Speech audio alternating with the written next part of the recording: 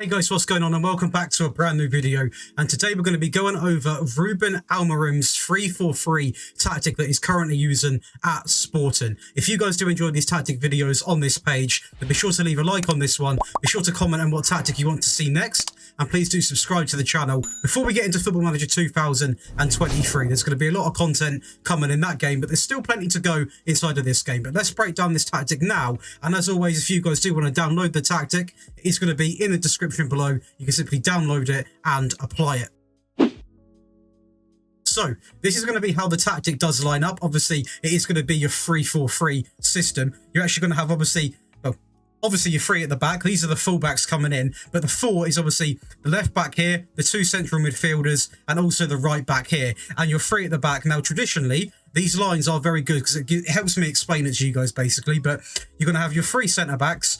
The ones on the outside, so the left centre back and the right centre back, are going to be spread on a bit of a stay wider role. And this pretty much just does help sort of cover the whole pitch because it makes it very easy to spread the ball about from left to right. Obviously, you've got 1, 2, 3 players to get the ball from the left side of the pitch to the right side of the pitch in terms of switching the ball. It makes passes very easy, and also you can see the sort of lines where, you know, the passes can become sort of, well, the ball can be partial, I'd be saying, sorry.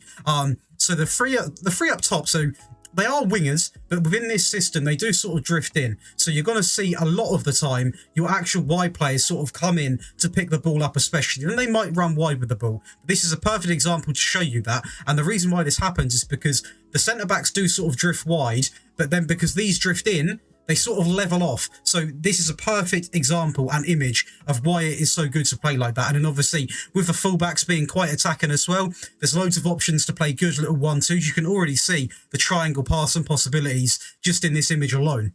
So we're actually going to flip it up a little bit here, and we're going to look at what this team are like and how he sets up out of possession. And this is how he sets up out of possession. So it is quite an aggressive style, but you can see here in a game where they are actually 3 goals up, but they still have that intensity, everything's still there. So the team are approaching them now, and what we're going to see, these arrows show very, very detailed of how, you know, they win the ball back, how they man mark, to be honest with you. So you're going to see this player here, obviously, is right on this player's heels. If the ball goes to him, you've got this player here who can instantly put pressure on as well. But he's got 2 roles, this player here, because he's also got to cover this player. He does have a backup from number 6 as well. But pretty much everyone that you can see is being marked. And this guy here on the ball has virtually got no one to pass to.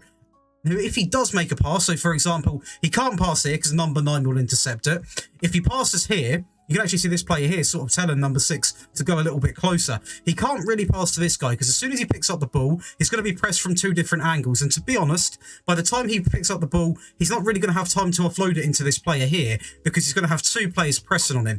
If this player here does decide to play it in this angle here, he's going to have this player here can go right over to win the ball back, and also this player here can go over to win the ball back. So they set up very well defensively, and although it is a 3 at the back system, it does defend very well, and it is very hard to play through. So obviously you've got your 4 in midfield, which sort of defends as a back 4, if that makes sense. So you're going to have your 3 centre-backs, and then when they're defending, that 4 in midfield sort of drop back. So you've got the width covered, and you've got 2 in the middle. So it's very hard to play out against this side, and it sets up very well when you're out of possession. We are seeing the opposition team attempting to play out from the back, and you're going to see a little bit about how we press as a team in this system. So this goalkeeper is forced into playing not a long pass, but not one on the floor, let's put it that way, because you're going to have the 4 players here instantly putting pressure, obviously, on this player here who's just played the pass and now going towards the goalkeeper. So he's forced to play into the last player here, who is going to instantly be under pressure as soon as he gets the ball, and will most likely be forced into taking the long pass on.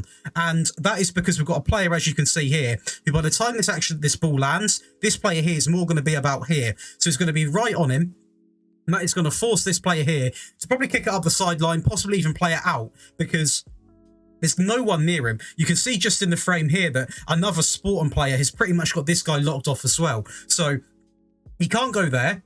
We've got 2 extra players here as well. It shows how aggressive we are at winning the ball back. And granted, if he was to play out of this, we would be a few men short at the back.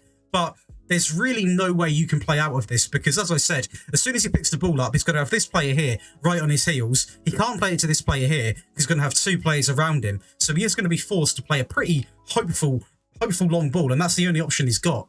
So we're covered out of possession. Let's talk a little bit about the attacking stages and phase of this tactic. And this is going to be a perfect screenshot to show you guys because it does really picture everything for you. So key part of this is your centre-backs having options on the ball. Traditionally in this, you want at least 3 options to have. And this player here has got options. He's obviously got an option to play it here if he wanted to. Probably the worst option he's got. He's actually going to have the left back come a little bit backwards to pick up the ball here. So that's a clear option here. He's also got a midfield player here, which is probably the most riskiest pass. Again, similar to the first picture we show you, this is why. This is actually a wide player. Come a little bit narrower and a ball can actually be played pretty much along here, just in front of this player here. And he can pick the ball up. But also, you've got a fantastic run from the striker in behind here. And if the player can pluck it off, he can actually go over the top here as this is showing. And this player can be in behind. And then from there, he can obviously run and try and have a shot. Or by then, to be fair, this player here can obviously be out wide as well. So the fact that then wingers do come in is the exact reason for this, because you can see that now this centre-back on the ball, first off, he's got plenty of time. Second of all, he's got an easy pass to the left-back, who can then get this sort of inside-forward type of role actually involved there. And also, if he does want to play the sort of, long ball over the top, he can as well. So there's loads of options on the ball, and it's why it's so easy to play out from the back when you are playing free at the back. This again is going to be another picture from the attacking phase of the game. It's going to be a centre-back on the ball once again. As you can see, the left-back sort of dropping back again to make an easy pass option. He's got another option in going all the way over the top. As you can see with this player here, if he was to run in this angle exactly, he would easily be able to pick up the ball. Clearly onside as well. But also we're going to see this player here who's highlighted. Now, he has actually got a little bit of space he can run into. He can sort of drop into this area here, just a little bit to the right of him, and this ball can be played. It'd probably be a little bit more riskier, but if a player does decide to come into this part of the pitch here, he can also pick it up in that area. So there's always 3 options. It's one thing that I noticed a lot while watching this team play, and it's something very unique, to be honest, because when there is a centre-back on the ball, typically he's always got 1 option, possibly 2, but this player here has actually got, if we want to be, see the max amount of options, he's got 1 player here, he's got 1 player here, obviously the pass here and the pass here. He's got 4 options on the ball. So there's so many different ways that you can attack an opposition. It is unreal. And the last one that I have to show you, purely because it is a great picture and it gives you a good sort of visual image of how this does work before we do break down the tactic, is going to be this one. And this is a perfect way of displaying how the attack works on the other side of the pitch as well. So you're going to see one of the wide centre-backs. This shows how aggressive they do get. Obviously pushing up, you're going to have your right back in absolutely acres of space. So if he was to continue his run, the centre-back could play quite a long ball, a driven ball, sort of across along the floor, and he could easily go right to the byline and get a ball across. He's also got the option of this player coming into this area here. This player here, we're going to circle him. He can drop into this pocket of space here and pick up the ball and then create, loads of issues from there. Again, he can go wide and play it to this one and they can shift the play. Or again, it'd be a bit of a tricky pass, but what he can do is actually wait for this player to get in behind and just play sort of a loop ball in between these 2 centre-backs. So again, we're talking about 4 options on the ball, and it is so good to see inside of this team. So the first test we've done is actually going to be with Portsmouth. I know a bit of a random choice, but obviously we are going to test it with Sporting. But I wanted to test it with a team that obviously aren't in the highest tier of football and haven't also got some of the top players. So I thought, Portsmouth are a good team, but the ratings of the players, the stats of the players, attributes aren't world class. So we thought we'd see how this works with a team with slightly worse off players than Sporting. And it was absolutely amazing. We managed to win the Sky Bet League 1 quite convincingly as well, only losing 2 games, 118 points in the division. Dane Scarlett coming in with 47 goals, obviously a loanee.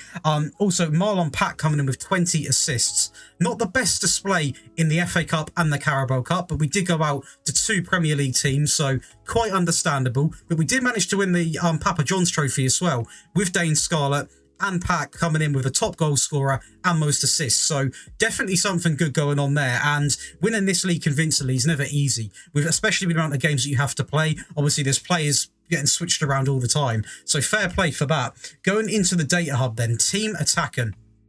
2.89 goals a game, which is very, very good. As I said, the attacking sort of style in this is quite advanced. There's always going to be the occasional long ball that you are going to be playing. But to be scoring just under 3 goals a game in this division is quite good. Obviously, it's very physically demanding on the players playing 46 games and also cup games as well.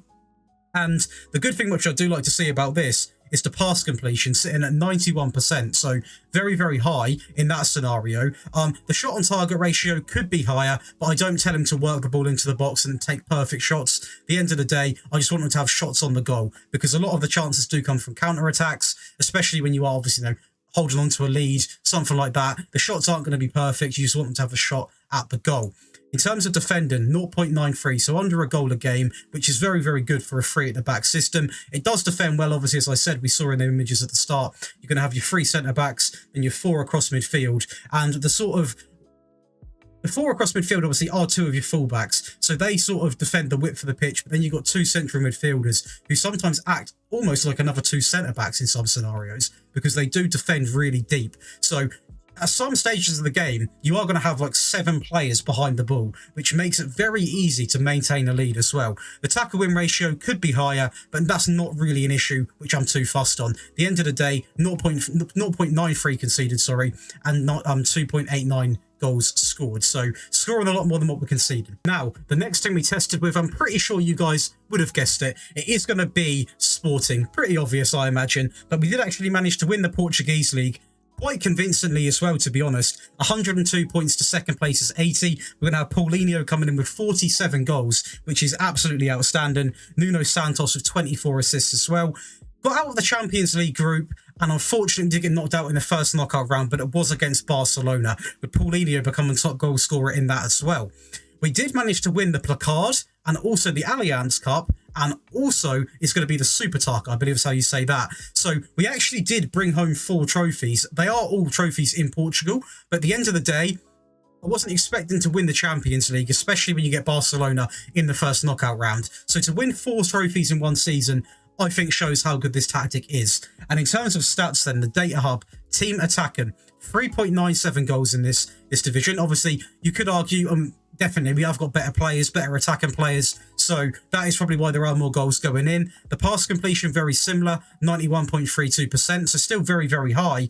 Shots on target ratio slightly higher as well. I think it is going to be better off stats because we are playing as a better team. If you were to use this with like a Man City or a PSG, something like that, I'm sure the stats would even be better. This would probably break into about 4 goals a game. So definitely the opportunity to get some outrageous stats with this tactic. In terms of defending, 0.38, so a lot more better than what it was in Sky Bet League One. Probably because we have got better centre-backs. Probably because there's there's not as much competition in this league either. So you do dominate the games a little bit easier. But still, 0.38 conceded. Tackle win ratio, again, isn't too high. But that's not really an issue. 0.38 conceded. And again, 3.97 goals per game. So absolutely, you're scoring like 3.6 goals extra per game. So that is why it's so easy to win the games when you're doing stats like that. But what we're going to do now is I'm going to pick out a game from this save, I think, over the Portsmouth save. And we're going to watch some of the goals, see how they go in, so you guys can sort of see how it actually plays inside of an actual game. So I picked out a game from the league. There were a couple of finals we were in, but to be honest, 2 of them ended up as 2-0. No, 3-2 was one of them. And the other one, like 3 of the goals were actually from set pieces. So I thought I'd just show you a game where the goals aren't from set pieces, because then you can sort of see how the goals actually do go in. So we're going to start off, we'll slow this down a little bit actually. That's fine. So it's going to be 5-0 actually in a game which we obviously did dominate.